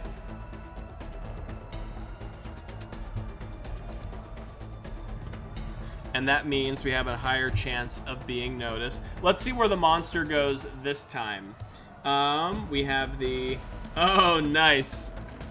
And you could put a star next to whoever has inspo, so it's easy to remember. I think Spy gave inspiration to the monster? Unless Spy, you can confirm for me if that did not happen. Allies, Waltz, Tango. I don't know why Waltz is in. Okay, so as the monster finally tears through the rest of the cabling of the Seraphic Gardens and manages to bury its maw into some of the domes that are holding some of the gardens and are gobbling up the unfortunate bystanders, which did not have a chance to escape. There is a crack of electricity in the near distance. Spy said Jinna. Okay. Oh, which I did not use yet. So Jinna still has a point of inspiration. All right. So, there's a crack of electricity in the distance as we see what appears to be two massive towers side by side. It's a research facility with a cutting-edge design featuring two cylindrical chambers bristling with electricity where scientists conduct groundbreaking experiments and harness advanced technologies. So these two silver towers that are trading like Tesla coil energies between them. The monster rears its head in that direction, and you can almost see a greedy smirk crawl across its fanged maw as it begins to claw and drag its way through the city as more drones fire into its shell. As it gets towards the facility, opens up its mouth, and just digs its fangs into one of the tubes. As you can see, it's like draining electricity. It's like draining power from the facility as its own electrical charges, like underneath of it, like you can see a blue bioluminescence glowing underneath of its flesh as it's like recharging its own electrical energies. But hopefully, this will give us a chance to escape notice because the creature has to roll under a 34 to spot us. All right, we're gonna roll. Oh, it's noticed some people. It's noticed some people. All right. So, that means that... Oh, it's an energy vampire. Hell yeah, absolutely. If that's the case... Yeah. Let's roll to see who gets seen. Jate! Jate gets noticed. Okay, so Jate, we're gonna say that Jate is, she's a strong-willed woman with like red hair that's like shaved down on the sides. You still have inspo if you want to use it, or you could save it. I feel like it's almost fairer to keep it on just Jinna since she's our main character. And just like, you know, if we lose teammates, that's just part of the risk of monster hunting, if you will. But yeah, we'll say that Jate, a woman with shaved down red hair, a stern and stalwart monster hunter, is trying to, like, as the creature's building the electricity in its body, all of us release our tethers and like jump off again so we're not affected. But Jate is having difficulty in releasing her blade, and you can see her like she's trying to press her like long fall boots against the creature and like push back, and you can see she's trying to flare up her jump pack to rip her free of the monster's hide. But the tether is firmly stuck inside of that beast. As the monster takes notice, and you can see the tail begin to wind up with all of those blades on the edge. It's gonna come down like a whip and crack on Jate. So Jate has the choice of dodging left or right. What are we feeling like? We weren't lucky with left before, so let's say right. So if it's a 2, Jate lives. If it's a 1, Jate dies. Flip the coin. Oh no. So you can see Jite is trying to wrestle her tether free from the monster's hide. You can hear like the team checking in, like, Tango, Tap Dancer, are you free? As we're all like free falling for the moment as the creature's building up energy. Like, I'm clear, I'm safe, off. And then you can hear like, Jite, read us. Jite, do you read? And you can like just hear on her comms like, ugh, I can't quite. And like you can see her like raise her chain sword and is about to like do the unthinkable. Is about to like sever her own arm just to release her from the tether, but she does not even make it in time as the weight of that bladed tail falls on top of her like a massive shadow, and you can just hear the crunch of metal and the splintering of bone and the squelching of sinew and blood. It's almost just like you smacking a mosquito on your arm, right? But unfortunately, it's not a mosquito. It is our teammate who has now been outwardly slain and squished by Helm Splitter's tail, as Jite unfortunately dies. So that means, I guess, when we roll a d4, we're gonna say Tap Dancer is a bit more in danger since he's our rookie. And now we're back to our monster, and you can hear everybody on the comms like, no, Jite! And like you just hear the scramble, the static of her radio. You hear the beep, the flat line on like all of the teammates' vitals that are like in our visors, right? As we lose one of our team members. 1d6. Oh, 1d6 could work too. See, this is why we have people in the chat to help me think of better mathematical solutions to cleaner problems. All right, so now we're back on the beast. We are at 20 meters. We're at 600 health. So 10 times 24. If we boost twice, we'll be at 28. What if I'm just gonna do it. I'm gonna boost. We're reckless. Okay. I think if we're playing it this way, yeah. Okay. So we have 28, and we boosted, so it's plus 10. So the creature has to roll under a 38 to notice us. Okay. So the creature takes a bite out of the one pylon as you hear it. As the energy like powers down, as it like drains it, and now you see its glowing eyes all train itself towards the second pylon as it reaches back its clawed arms and sinks them into the side of the building, and then opens up its maw and buries its face into that tower and begins to like devour the energy within that pylon. So now we have to see if it notices us. Let's roll a d100. We have to get a 38 or higher. A 99. That is the best possible solution. Okay, so we are safe for now. Back to our turn. We're just about to be at 30. I say we just move regularly. We don't allow the boost bonus to get us seen, right, from the monster, because 30's pretty high up.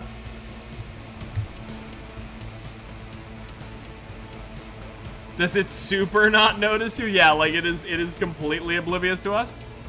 I think we might, as long as we don't get seen, I think we can finish this creature in 2 turns, right? Because we can do 300 damage at our current height. And as long... If you watch the monster closely... Yeah, if it has 600 health left, and we do 300 damage at our current height, As long as we're not seen for the next 2 turns and smash like a bug, I think we can win this. I think we can kill the beast. So let's see what happens. So we just moved regularly to 30, right? So we do not have the boost threat bonus. So it has to be under a 30 to have us be spotted. So we're gonna roll the D100. Okay, that's safe for now. So at this point, the monster rips its maw out of the other pylon as you see all the energy fade within the lights of the research laboratory as it's now devoured all of that energy. I think just out of spite, it like takes its claw and does a wide swing forward and just slices the top off of both pylons and like cracks them into 2 different pieces as they fall aside, right? As it sets its sights on a new target in town. Let's see. We have a series of skyscrapers, which are connected by. This kind of reminds me of Futurama. A series of skyscrapers which are connected by transportation tubes. That allow for adrenaline pumping and high-speed chases and showdowns between different districts of the buildings. You should ask the monster, how do you want to chew this? Yeah, we'll see once we make it chew on chainsword. So yeah, we have a series of skyscrapers which are all interconnected and bound by these like transportation tubes. And once again, I think as the creature like tilts its head over in the direction of the series of buildings, you begin to see like some people like leaping off or like in evacuation devices trying to get free, but it's too late. Helm Splitter has already seen its target as it just leans its massive head down, these 3 horns, and just and like just rams right through it, like probably crushes one skyscraper and just lands in between all of the others, like almost like slicing its way through the tubes. You can see people spilling out as it's like opening its maw and like trying to catch bodies in midair, like devouring them as they're free falling. Okay, so now we have to figure out what we're doing here. So we didn't get spotted. I think we just moved last turn, so I think we attack now, which is gonna be 300 damage. And a spot notice, a spot modifier, right? Okay, so it's at 600, 300. So where are we at? We're at its correct knee right now, right? Like we're at like the highest knee that it has. So I think what happens there is like we're revving the chainsaw, like the chainsword. We have Terminal Waltz here as she presses the blade into the scales, and you can hear her shouting over the radio, "This is for Jite, you bastards!" And just like it gets real deep into that tissue. You can see the leg buckle that knee, says Nar. Exactly, you can see the knee like folds in a little bit as under the weight of her blow and under the high-tech motor of the chainsword as it is digging into the flesh and sinew. And it releases a yelp of pain. But let's see if it knows to strike back at us. So we are at height 30. We have to roll a 40 or higher to be safe. Ooh. Let's see here. Okay, 50. We're getting closer. We're getting closer. So I think we might have this one. If we're not spotted, right? That means it can like look down at us. Because basically how it's going to go is back to our turn, we attack, and that should be enough to kill it, right? If I'm doing all of my math correctly.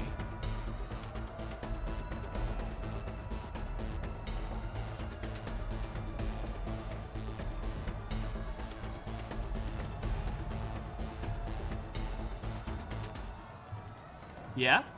I think so. That's how I'm gonna play it anyway. That's how I'm gonna interpret it. So, does it get a chance to notice you at the beginning of the turn or the end of the turn? From what I understand, after each turn, roll to see if the monster notices you. So after I attack, then it tries to notice me, right? So then if at the beginning of my turn I choose my action, which would be attack, and then at the end of its turn it would have a chance to notice me. But if it's dead, I don't think it would have a chance to notice me. I think, if I'm reading that correctly.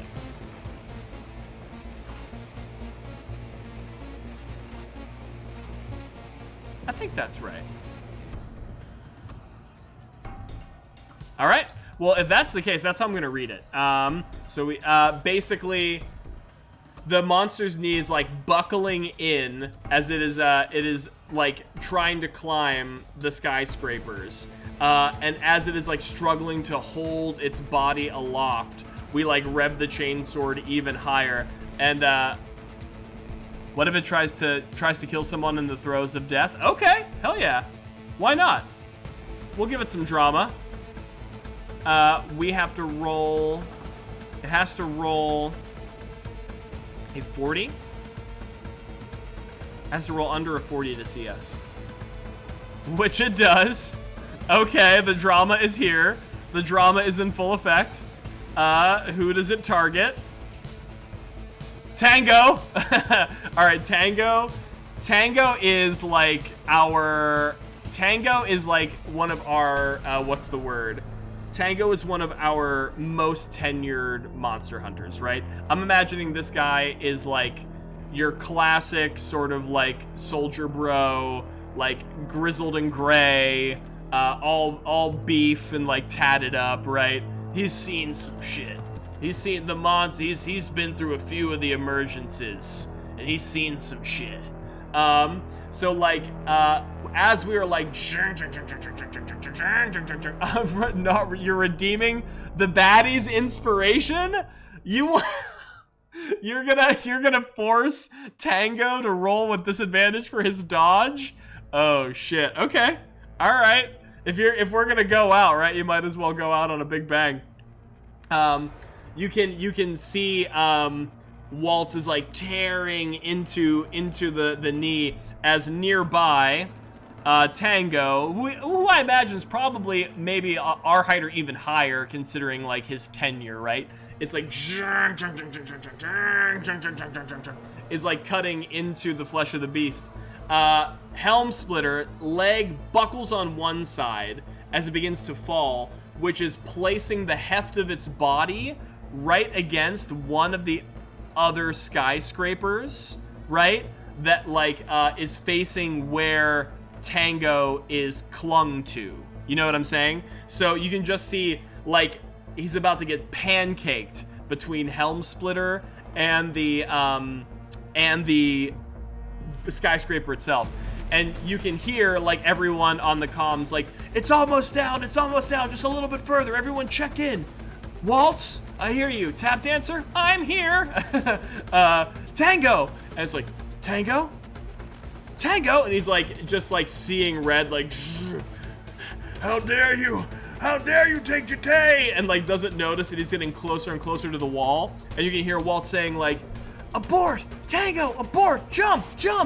All right, so now we have to decide which direction that the Tango's dodging. Well, we got, neither were good. We were wrong both times. And we don't have inspiration. We have anti-inspiration for Tango. So you know what? Let's go with left, because at least with left with inspiration, we won. All right, so I'm gonna say if we roll a 1, we're safe, but we have to roll with disadvantage because of Nar. So, is it a 1 or a 2? If he's a 1, it's safe. All right, now we have to flip again because Nar has given us the baddie's inspiration, so it has to be a 1 twice in a row.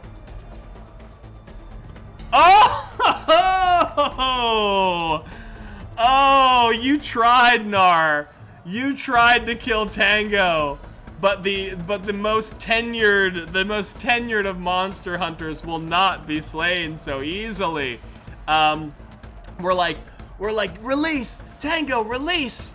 And then you can hear him go like, what? And he looks up just in time to see like the building getting ever closer to him as his tether breaks and he hits his thruster, right? Right into the gaping wound that he's been sawing in the other half of the creature, right? Just all of that fire burning into the to the side of the beast,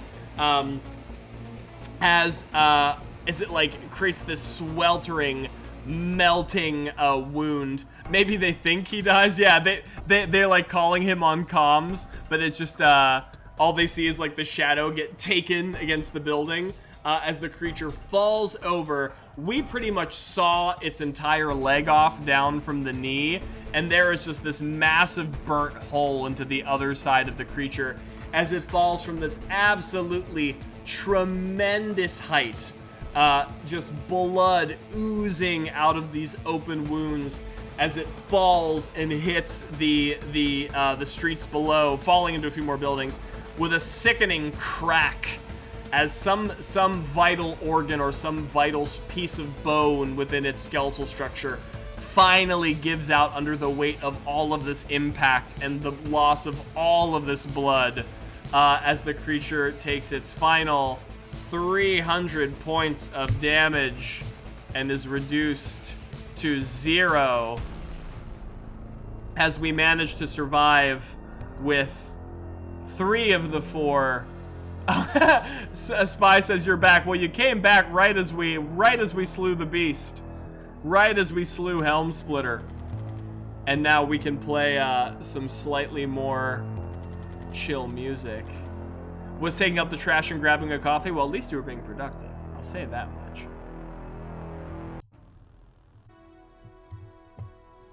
much. You can see the drones like fly around the beast. And they're pumping it full of some some reassurance shots, right? Like tunk, tunk, tunk, tunk, tunk, tunk, tunk, tunk, just to make sure that the body does not move. And perhaps there is a few fledgling flinches of life within the beast, but after all of the pain and damage it's endured, these final shots are enough to kill it. Undercover says, are you ever active on the Discord? On Neb, I'm only really active when there are updates around, which I realize has been a little bit. I'm more active on the level 1 Discord because I'm obviously running things there weekly, whereas Neb just gets updates when Neb gets updates. But I do try to check in every once in a while. I should put in an alert to remind myself to check in a little bit more often, because it's hard whenever you're running both of these Discords. But yeah, I think the drones finally put to rest the remaining bulk of this creature, as the rest of the monster hunting squad, meet up. We take stock of our wounds. We definitely suffered some blows from electricity and from the shattering of glass and the various rubble that we were pelted with as we were trying to cling onto the creature. But for the most part, our injuries are not life-threatening, with the exception, of course, of Grand Chete, who is nothing more than a smear of blood on the undercarriage of this creature after being decimated by Helm Splitter's tail. And I think at this point, there are probably some other like military agents who rush onto the scene, and some scientists who are like collecting samples and like polling us and like checking our vitals and things like that, as we are whisked away into a very secret, top secret government sort of transportation vehicle, as we are whisked back to headquarters to have our pains addressed, our wounds addressed, and to have us re-equipped for the next emergence, which in our world will soon one day assuredly happen. It's inevitable that we will have to be loaded back into the human railgun, and blasted at the veils in the ether, right? But for now, it is time to rebuild. It is time to recuperate and mourn the loss of Grand Chete, one of our stalwart hunter monster monster hunting friends. But yeah, with that being said, that is going to be a full playthrough of Solo Monster Ascent. Very, very cool. Obviously, I took a few creative liberties. Actually, well, to be fair, I was going to let the Look at Distraction power recharge, which I guess I never really did. I only used it one time, because then we decided to... So this ability kind of acted like it was supposed to, without any reuse. We did sort of homebrew a system for not having the monster hunter get immediately killed by threatening teammates instead, which we probably would have had a lot more casualties had we not had some inspiration from the chat. So I would say this game mostly played as it was intended. The only sort of, what's the word? Variant in how this game would normally play is without the inspiration from chat.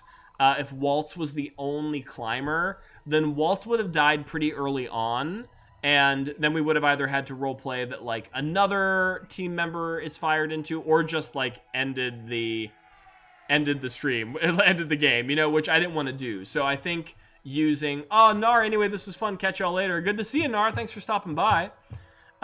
So I'm very thankful that we sort of homebrewed the systems that we did do, at least in terms of having sort of the buddy system, the extra teammates to sort of give us the 3 strikes and you're out death tally. So yeah, I would say after playing this, what are some thoughts that I have? I'm going to pull this up here. So people have Monster Ascent. And then you can see our little homemade monster height tracker here. My thoughts on the game after a full playthrough. I think the concept is absolutely novel. I really dig the idea of a monster hunting, climbing game. I can't think of any that are very similar to it, right? And so I dig that, and I like that it has rules for solo. I like that it has rules for multiplayer. I like that it has, what's the word? Also optional play modes that you can do a friendly version, where if you want to befriend the monsters versus fight them. I think there's a lot of really great stuff here. Thoughts about like any sort of critiques or anything like that? I would say, so playing solo, it does feel, it is a push your luck game, which I understand, which means it can end very early, which I understand maybe a part of the intended experience. But if you're in a setting like this where you're streaming or something like that, you know, it could cut the game sort of like very short. So I would like it if there were more methods by which the players had a bit more control over their fate. You know, they had a bit more abilities to help them possibly survive, or if there was a system where for solo players, you know, you do have maybe 3 lives or 3 hits before you die, or something that gives them a little bit more control over the narrative and the monster fight, so it isn't all just like, if the dice don't like you, then the dice don't like you, right?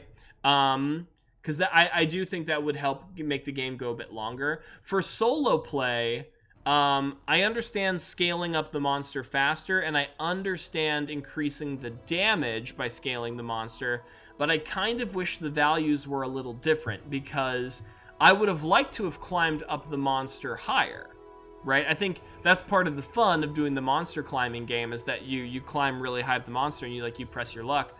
But the values as they were for solo, your damage gets pretty high even when you're only, you know, a third of the way up the monster. So it's a lot easier for you to kill the monster quicker before you get higher up. I think maybe I'm doing the math completely wrong. I don't think I am. So I would have liked if the values were a little different, in that, you know, I could have had to push my luck higher and higher to get the bigger damage bonuses, so you kind of get the fantasy, the thrill of climbing the monster a bit higher up before getting like the big damage bonuses for killing the beast, right? And that way we just could have roleplayed, we got higher. Because, I mean, it was cool. Like, we climbed up, we hacked off its, like, entire leg, you know? But I also would have liked to have been able to narrate that I was on its back or, like, on its chest. But the rate at which you climb and the amount of damage that you build gets really high when you're playing the solo variant. And granted, I mean, I guess that because it is a push your luck game, and normally you can die from like one or like two bad die rolls, like right, one bad die roll for being seen and one bad coin toss for being smacked. If you don't have your distraction power, then like it makes sense because you're trying to kill. I mean, you kind of have to deal damage faster, otherwise you won't see the end of the game with a victory.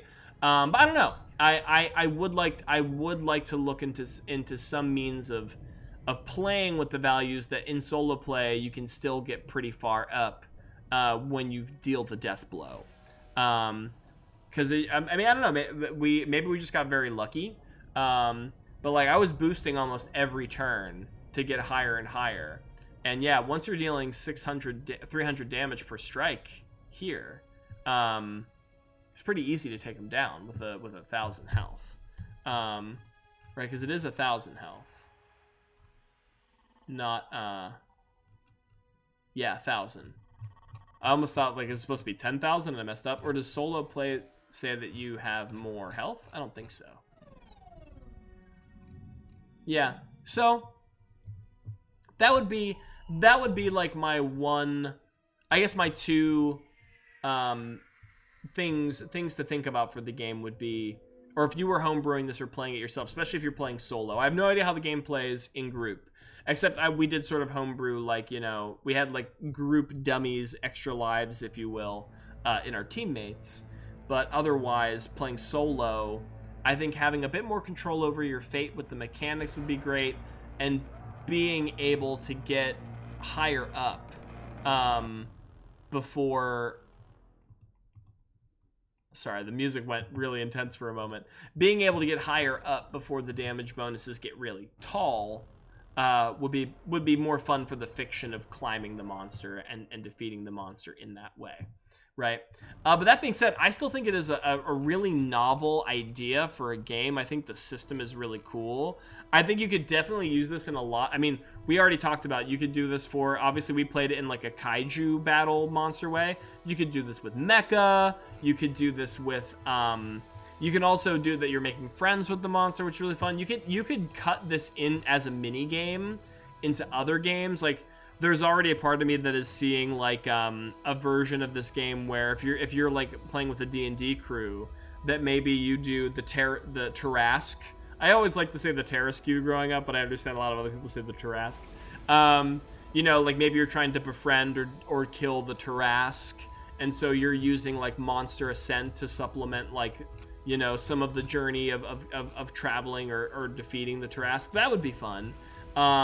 So I think the game has a lot of potential. I think the systems in play are really fun. I love that you can climb the monster, and it affects both damage and befriending no matter which game mode you're playing. So I think the systems at play are really cool, and the flavor is fun. But yeah, I think if the author is ever looking at releasing like a version 2 ever in the future, I would say tuning things for solo play a little bit differently, so you have a bit more control over the die rolls. You can influence the game a little bit more. It's not all so random, and that your damage thresholds can remain a little bit lower until you get to some of the higher tiers of the monster, so that you get the full fantasy of climbing the beast higher. And I'm saying this under the assumption that I played the game correctly. This was a first read-through of the rules and a first playthrough of the game. So there's 100% and a little bit of homebrewing to have a little team of fighters with us to take hits for us. So I am completely open to the possibility that I might have been interpreting these rules incorrectly. But I think... Oh, and one other thing I was going to say, speaking about interpreting rules incorrectly, I would love it if things were more explicitly stated, like where it said, like what we talked about, a distraction rule for the solo play, the distraction power. I would love to know if that was actually repeatable or if it was only one-time use, because every other ability is one-time use. So you would, every other ability is reusable, which would make you assume that this one is also reusable. But then the way that it's worded kind of implies that maybe it's not. And so, yeah, I would love to have a bit more, what's the word? Outright wording, specification on the use of that power. Especially because I think for solo play, that is actually a way that you can influence the die rolls, right? If you had the ability to distract the monster from insta-killing you, you know, a couple times per match, that's pretty big. That is, you know, a good sort of buffer in the press your luck mechanics that will help you survive into further rounds. But without knowing if you can only do it one time or multiple times, you know, it's kind of hard to know exactly how much control over your fate that you have. So I guess those are my three things. Being more explicit about the usability of the distraction power, having just a bit more control over your fate in general as opposed to just die rolls, and tuning the solo play in such a way that damage doesn't scale so drastically on lower tiers of the monster, so you get to fulfill the fantasy of climbing higher and higher and slaying the beast at a much taller height.